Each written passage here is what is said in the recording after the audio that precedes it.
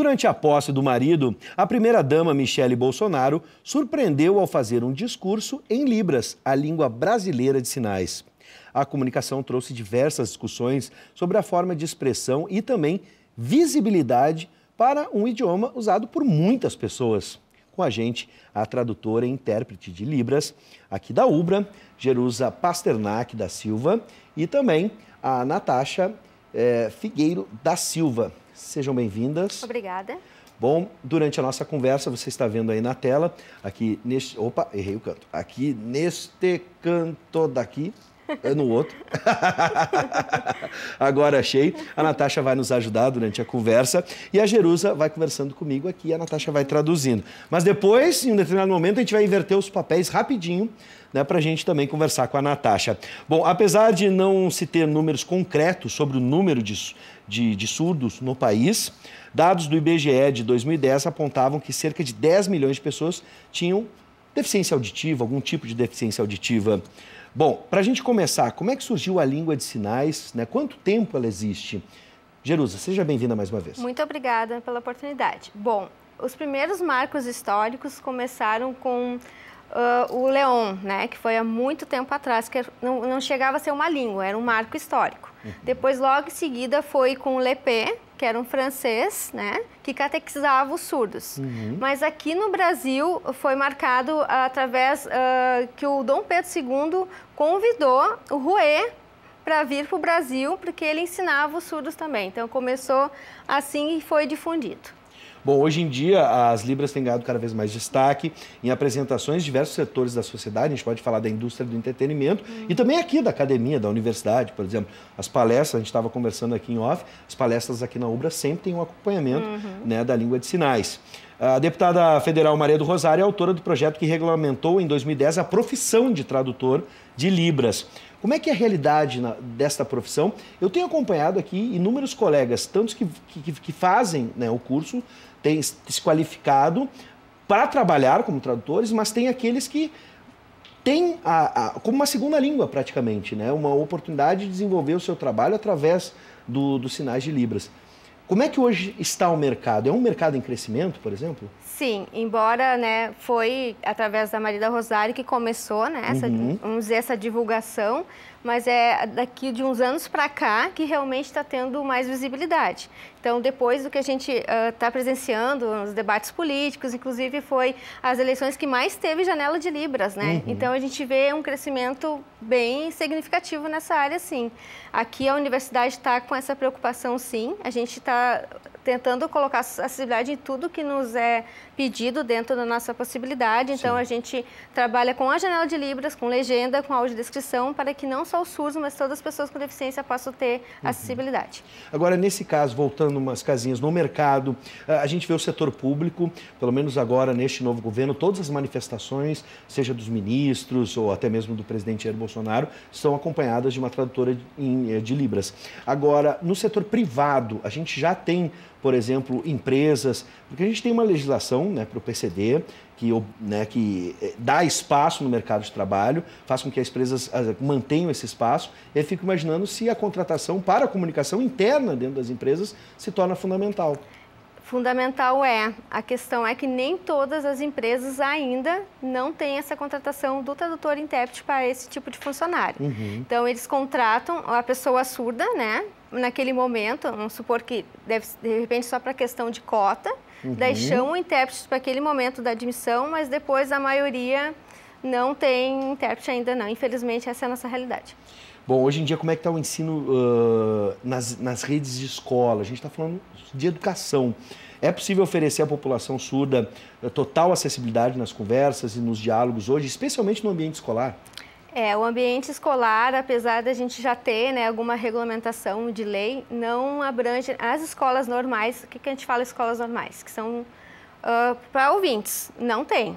Não existe isso. Existe no papel só. Então, a gente sabe que tem escolas de surdos, né? Inclusive, a UBRA tem a rede especial Concórdia, né? Inclusive, o meu filho mais velho estuda lá, ele é surdo. Então, que é uma escola bilíngue, mas tem muito déficit, tem muita coisa a ser repensada, que não é ainda uma escola bilíngue como deve ser. Então, esse é um caso que eu acredito que daqui para frente vai ser mais qualificado, sim, e vai ser obrigatório eu acredito nas escolas regulares. Bom, disseste bilíngue, né? A pessoa, por exemplo, fala o português e fala, ou melhor, fala não, né? Se comunica em Libras. Isso. São duas línguas. Sim.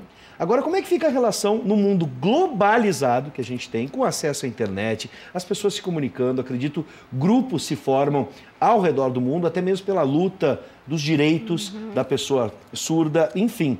Como é que funciona em outros países? É outra língua, a gente está falando da língua brasileira de sinais. Como é que acontece essa comunicação internacional? Sim, é outra língua, né? Aqui, como a gente fala, o código Libras, né? Língua Brasileira de Sinais. Por exemplo, nos Estados Unidos, a ESL, Língua Americana de Sinais. Então, na verdade, há uma variação linguística até dentro do nosso estado. De uma escola para outra, a comunidade surda já varia algum sinal. Né? Então, é um grupo de surdos que vão estudando determinados sinais e vai sendo modificado. A curiosidade é que eles se entendem. Sim. Né? Eles surdos, meu filho tem amigos dos Estados Unidos, tem amigo do México, consegue ter essa comunicação. Eu acho que pelo próprio contato das redes sociais, eles acabam... Até a questão dos gestos que eles usam, que não é só Libras, né? A questão gestual que tem. Então, facilita, mas a gente, ouvinte, realmente, se vai para outro lugar que não seja Libras, aqui a gente tem essa dificuldade. A tradução do alfabeto, por exemplo? Sim, modifica tudo. Modifica tudo é diferenciado. A variação linguística... Algumas letras não são usadas na nossa língua. Não, até o jeito de sinalizar também. Pois é. Existe uma ideia de uma língua internacional, por exemplo? Algo que possa padronizar, de certa forma, uma comunicação básica? É como eu falei, a questão do gestuno. O que seria o gestuno? É como se fosse alguns... Não seria certo o gesto, mas alguns sinais combinados para que toda a comunidade surda, tanto brasileira como fora, conseguisse ter essa compreensão. É algo mais focado na comunidade deles. Sim. Mas internacional, alguns sinais que a gente conhece, como esse...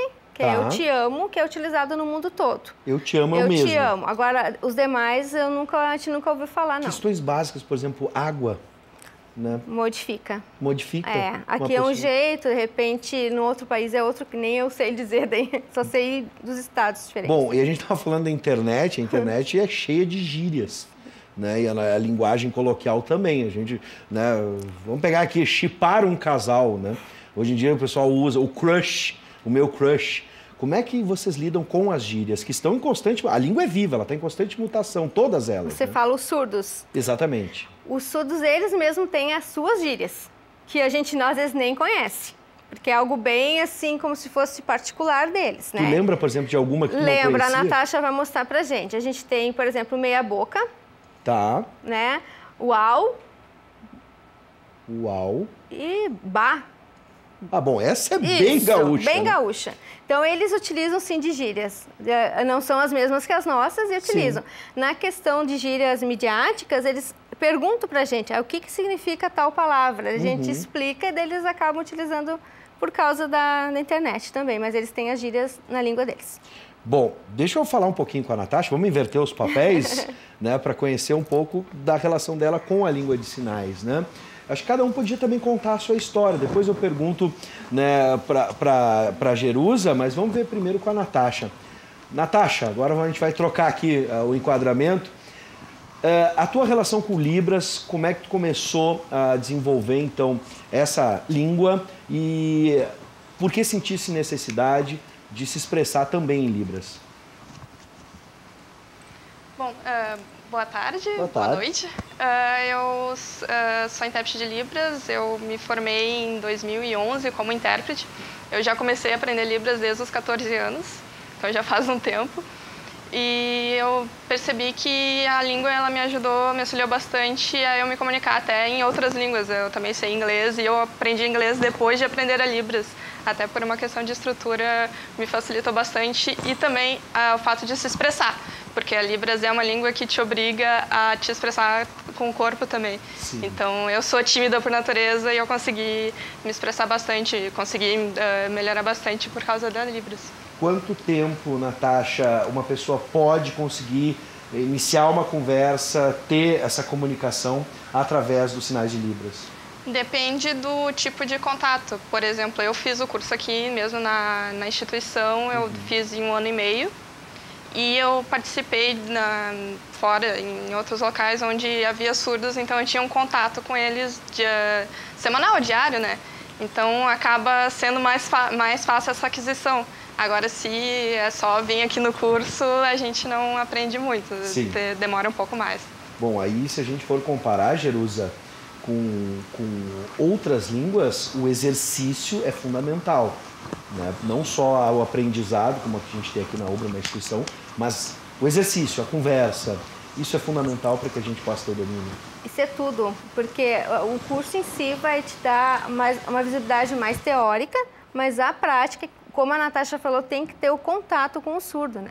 Então, tem que visitar as comunidades surdas, né, as instituições que têm trabalhos com surdos em diferentes lugares para te ter esse contato tete a tete com eles, para te aprender a língua de sinais. Bom, deixa eu lembrar que você pode se comunicar com a gente via texto. Você pode escrever uma mensagem pelo WhatsApp 99588-2374. Se você tem uma curiosidade a respeito da língua brasileira de sinais, quer saber onde aprender, né, quer ter alguma curiosidade a respeito, até mesmo um sinal, né, se você quer que a gente expresse alguma coisa através das Libras, então você, dos sinais de Libras, você manda para a gente 99588-2374. Bom, esse pronunciamento da primeira-dama Michele Bolsonaro, o fato do primeiro pronunciamento ter sido em Libras, vocês acreditam que vai ajudar a ter mais visibilidade? A gente fala tanto em inclusão no país, e não só dos surdos, mas também de outras comunidades com deficiência.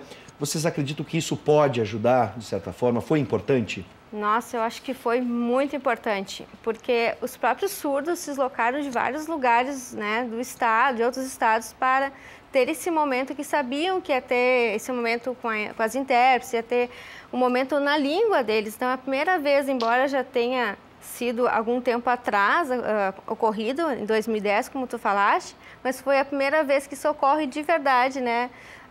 Para eles, na primeira língua deles, vários surdos mestres, doutores estavam presentes nesse dia, representantes da comunidade, e isso dá uma visibilidade muito importante, sim. Inclusive, a representante hoje, que foi escolhida pelo atual presidente, ela é surda, que ela vai defender as pessoas com deficiência. Sim.